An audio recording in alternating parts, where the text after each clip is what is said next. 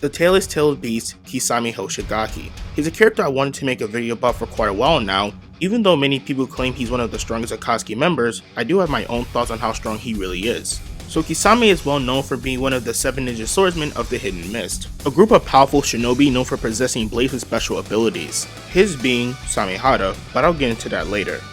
So in part 1 we're introduced to Kisame alongside Itachi. In this introduction alone, the scaling for Kisame was pretty much set due to him admitting that Jiraiya was too much for him. This will also mean that he scales below the other Sannin as well, as they are considered equal or relative to one another. Now this statement is being based off their titles and not their actual strength. See, the Sannin are pretty much labeled as the strongest during their time, and due to their reputation, they are well respected and feared by many shinobi. This is similar to how Madara was feared because of his reputation, so much so that just by saying his name, shinobis trembled in fear. However, this shouldn't place any doubt on Kisame being weaker than the Sannin, as he does admit that Itachi is stronger than himself. And this can be proven by using statements made by Itachi and Orochimaru, which places him to being on par with the Sannin or stronger than them. So like right off the bat, Kisame narratively scales below a few people already. Now when it comes to Kisame's feats in part 1, they are very underwhelming. As we see, a shadow clone of Kakashi was able to stalemate Kisame's water sharp bomb jutsu with his own. Understand that this clone was weaker than the original Kakashi, so the output of power is weaker than usual. And later we see that base guy blitzes Kisame, and he's supposed to be a rival to Kakashi. This should also mean that Kisame not only scales lower than the Sannin, but also scales lower than Kakashi and base guy. Now the issue with these feats are that it's implied that Kisame was holding back, as Itachi didn't want to draw too much attention to themselves. Also, Kisame does state that they don't know how lucky they are, possibly implying that Kakashi and the others were fortunate that he couldn't go all out. Which is really interesting, but this shouldn't change the scaling too much, as at best he would have been a decent match against Kakashi. As according to Itachi, if Kisame had fought him, it would have been a long drawn out fight where he would have sustained injuries, which does indicate that Kisame is probably stronger than we think during his time in part 1. Now, in Shippuden, Kisame is a whole different ninja, as when he fought Team Guy, he easily overpowered Rock Lee and the others. Then when facing base Guy, he was fighting on par with him. He even displays better water style feats, as he was able to cover an entire area in water, and this all happens when he's a 30% clone. So what he displays in this fight isn't even half of what he's truly capable of. So this should mean that he either got that much stronger or he was holding back massively during their last encounter. However, one thing I want to touch base on is a claim that 30% Kisame scales to 6 gate Guy, as I don't think people realize that Guy wasn't using the 6 gate because Kisame was too much for him to handle. Like I said before, Kisame was fighting on par with Guy, and even though Kisame does gain the upper hand, it's not like the difference was so vast that he needed the 6 gate in order to win. The real reason why he used the gates was to save his comrades who were losing oxygen due to being trapped in Kisame's water prison jutsu. As in the anime, Guy states that he ran out of time while looking right at them. So I think it's obvious that he only went into 6 gate just to overpower Kisame and end the fight quickly. So 30% Kisame does not scale to 6 gate Guy, that would just be insane.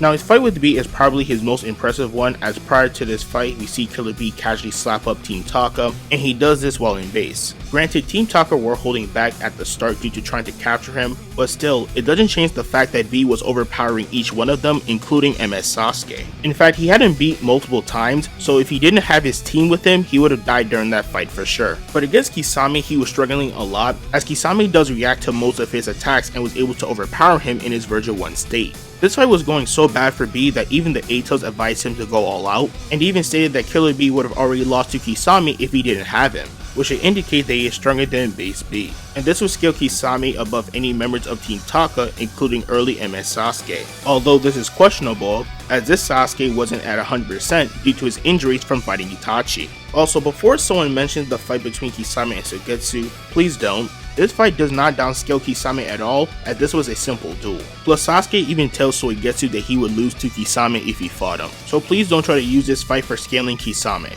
But the issue about his fight with B is that B himself refused to go full A-Tails against him due to not wanting to be found by anyone, so you could say he was holding back but for selfish reasons, but if he did go full A-Tails, it would have made a difference in their fight. Something else I want to mention is that Kisame himself wasn't doing much of anything. It was mainly Samihada giving B so much trouble. Throughout the fight, Samihada was constantly taking chakra away from B, which provided a massive advantage for Kisame. However, B afterwards was able to overwhelm Kisame with his speed and power in version 2 state, even ripping a hole in his torso that should have ended the fight. But the reason why Kisame survived this was because his sword healed him. Now some will argue that Kisame himself wasn't trying his hardest either because of the whole objective of capturing him, but right after nearly dying, Kisame creates a massive bubble and goes into a form we never seen him use to defeat B. And considering that we've seen him take down Jinchuriki before without this form, it should be clear that he was trying his hardest. So before I continue, I want to briefly talk about Samihada, as this blade alone is the reason why Kisame claims that the stronger his opponent is, the stronger he becomes. Samihada can absorb an opponent's chakra and can use that same chakra to provide the wielder with an endless amount of healing, stamina, and chakra regen. It can also merge with the wielder, giving him an amp in speed if in water,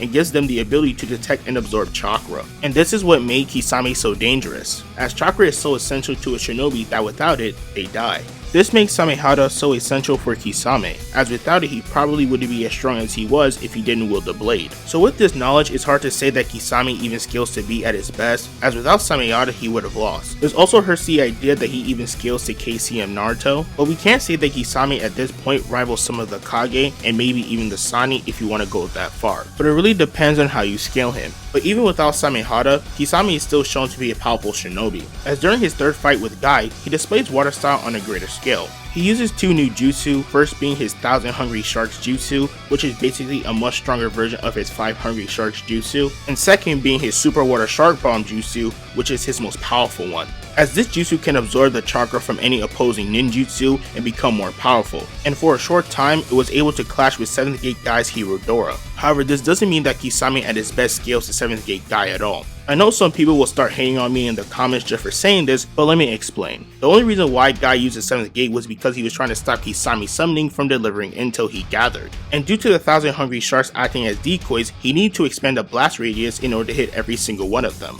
which is the only reason why he went into 7th Gate. Overall, the idea of Kisame scaling to 7th Gate Guy is just false. He's not even near that level of power. Many would place Kisame as one of the top guys in the Akatsuki due to his fights with Killer B and Might Guy. But with this information I provided, it's clear that he isn't as powerful as some people may think.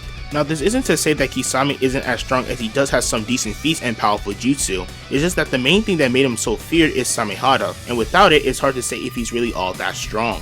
I do hope you enjoyed this video. Let me know your thoughts on how strong Kisame is. Thank you so much for watching, I'll see y'all next time.